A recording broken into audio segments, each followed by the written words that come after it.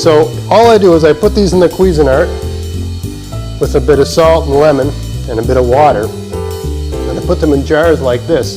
Stick them in the freezer. Right, this is a quick, easy operation. Hey, it's Greg here with MaritimeGardening.com, and it's the end of November, and I just harvested all of the parsley I have left in my garden because it's getting cold, and it's getting so cold that the parsley is starting to get damaged, and it's going to come out, and I've procrastinated and put it off, but it's time for it to come out. So I got a lot here, okay? And if you have a lot of parsley in your garden, it's not the end of things. I mean, you can have some set aside, right? So I got a bowl here we're going to use tonight, make a nice pasta dish with some parsley and stuff like that. Parsley, garlic, that sort of thing. But you can't use it all up, right? This is an entire row, an 8-foot long row of parsley, you know, full mature plants. I just cut them all off, brought them inside, and I got a little help from one of my kids, and we straightened it all out, and we got it all clean and ready to go. So this is how I preserve stuff like this. It's no big deal. So some herbs, it makes sense to dry. Oregano, sage, thyme, things like that. But other herbs like basil, basil and parsley, it makes more sense to make a kind of, I'm going to use this term lightly, a pesto, but not really a pesto, more like kind of paste, okay? So all I do is I put these in the Cuisinart with a bit of salt and lemon and a bit of water. And I put them in jars like this, stick them in the freezer. And then I take them out as I need them and use them like that, like a little paste. You put a dash of it into a dish. Usually pasta for me, but anyway, I got a lot here. This is all gonna go into here, right? Doesn't look like it's gonna fit, but it's gonna work. But first thing I gotta do is get some lemon juice. So, I mean, we use lemon juice because lemon juice is an antioxidant, and it just seems to work with the parsley. All we're doing is we're gonna whiz the parsley with lemon juice and salt and a little bit of water if it's needed, only if it's needed, right? Sometimes the parsley is dry. We're trying to make a kind of paste in the food processor. So if we need to add a little water, we do, just to get things moving and behaving right. I'll show you exactly what I mean as we go along here. All right, so now I've juiced these 2 lemons. Now I got to get the seeds out. You do not want seeds in this thing. I just take a fork and, you know, pick those out. Give it a little tilt like that. Takes a couple seconds, but it's no big deal. All right, but this is, for me, for any herb like that, an herb that doesn't dry. I mean, you can dry basil, you can dry parsley, sure. But I find the flavor is better when you make a kind of paste and you freeze it. I mean, this isn't something people did hundreds of years ago because they didn't have refrigerators, but this is one of the advantages of having a refrigerator. And it's so convenient when you're cooking with it, because now it's all chopped up and ready to go. When you want that fresh blast of parsley in a dish, you've got it and it's ready to go. All right, so I got that lemon all de-seeded. Got the food processor over here. Dump the lemon in here. That's the juice from 1 whole lemon. I'm going to put 1 heaping teaspoon of salt. We're putting salt in because salt's a preservative, and it just helps keep things good. Any dish you're preparing using parsley, you're probably going to have salt in it. So when you add the parsley, you just adjust, understanding that you've got some salt in that.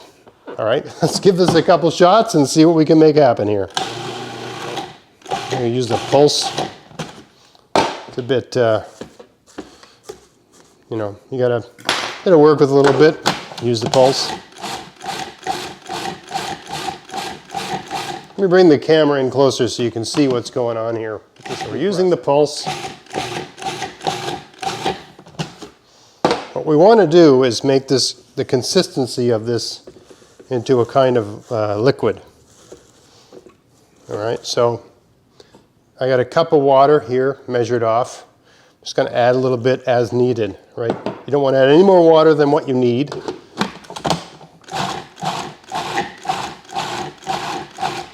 You gotta be patient with this sort of thing. Give it a few blasts. You push everything back down.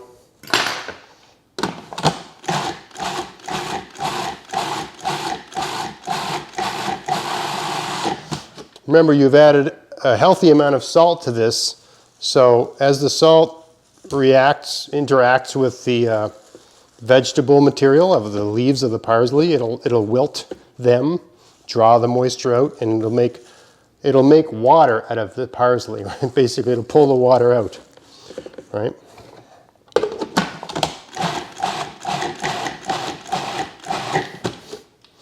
So you notice how I'm not laying on the thing. I'm giving it a little couple shots, and I'm pushing things back down.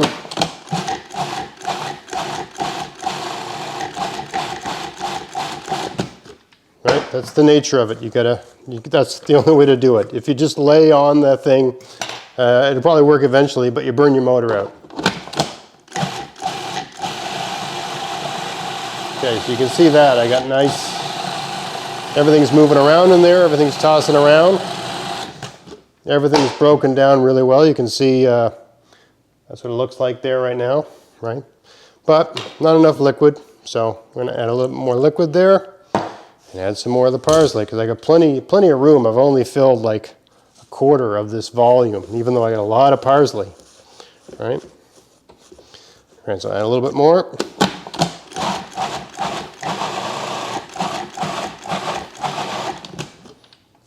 Push down there.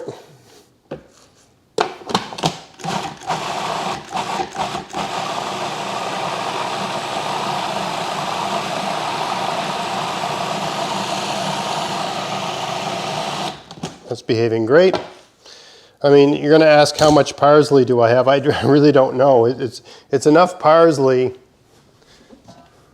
I had a bowl like this, okay, like as big a mixing bowl as you can have, and it was completely full and sort of like up to the top, right? This is like a 12-inch or 14-inch mixing bowl. All right, so now we've got all the parsley in there. All right, it's good. I'm going to add a little bit more water. Again, notice I'm not adding all the water, I'm just adding enough, right?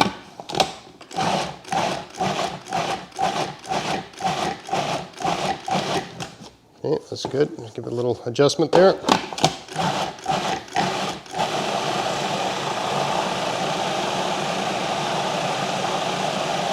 Okay, that's rolling over really good.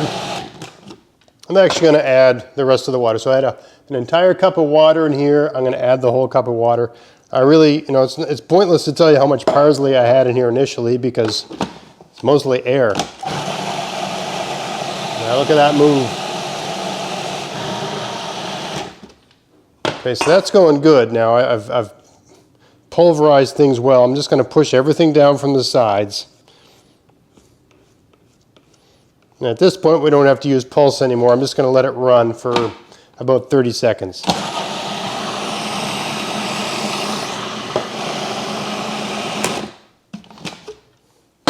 All right, so that's been 30 seconds. We got this fantastic, the smell is intense, but this fantastic green sort of pasty stuff, all right? Now the next step is to put this in jars. All right, so I've got a variety of jars here. All right, I've got these small 125 milliliter mason jars. I got the 250 ml mason jar. I got the 250 ml plastic kind of mason jar, all right? You can use whatever you want. Little funnel here. Now remember, this is going in the freezer.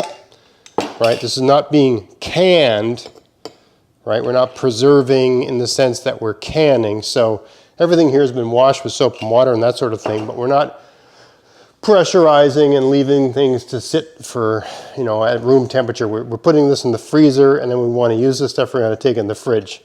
So we're able to bend rules about canning a little bit. So it really doesn't matter what jar you're putting in it.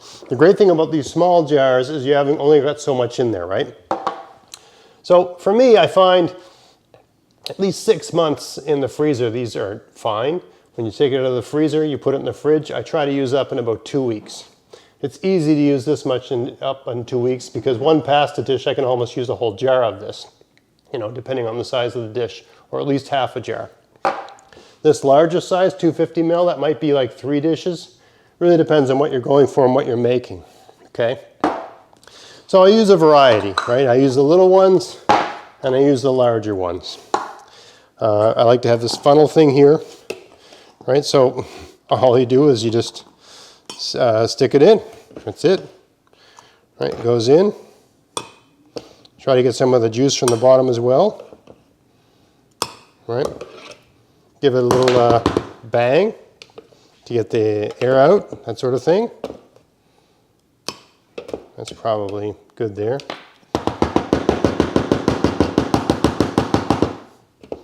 You want it to have, when you fill these things, about 1 centimeter from the top for expansion, right? Because this is mostly water, so when it's in the freezer, I mean, there's salt in there, and the freezer is only so cold, but it will freeze in the freezer. But you want to have a space like that so that it can expand a bit in the freezer. So this space is about 1.5 centimeters. That's all you need, right? So that's going to go in the freezer, right? And we'll just jar up the rest, right? This is a quick, easy operation.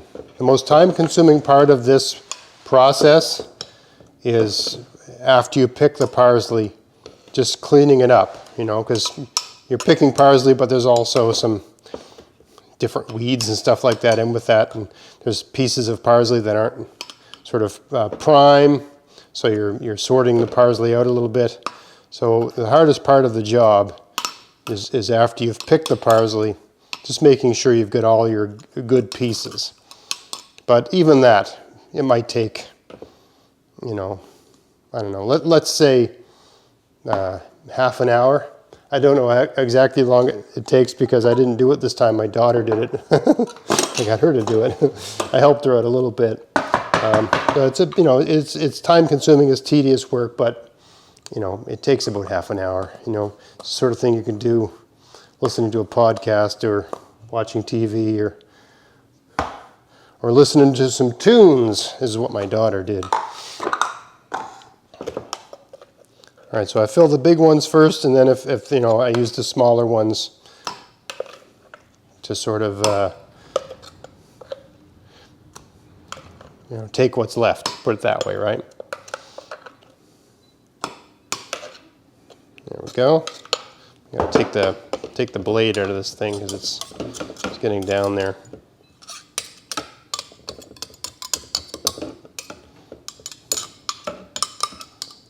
There's the blade. All right, that's just about full, that one there. Actually, I overfilled it a little bit. That's good. Give it a tap, put the lid on. And I think we've got just enough to fill one of these small guys here. No, maybe 2 small guys. This is full. There we go. You use your judgment over whether it's too full or not, but I think that's just about right, that one there. We got one more here. Can't stress enough how great having one of these funnel things is. All right. Whatever's left, if it doesn't fit in the jar, we'll use it in tonight's meal because I'm making a nice pasta dish with parsley tonight.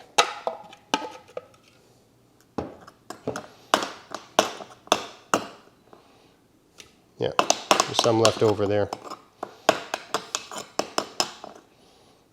Perfect.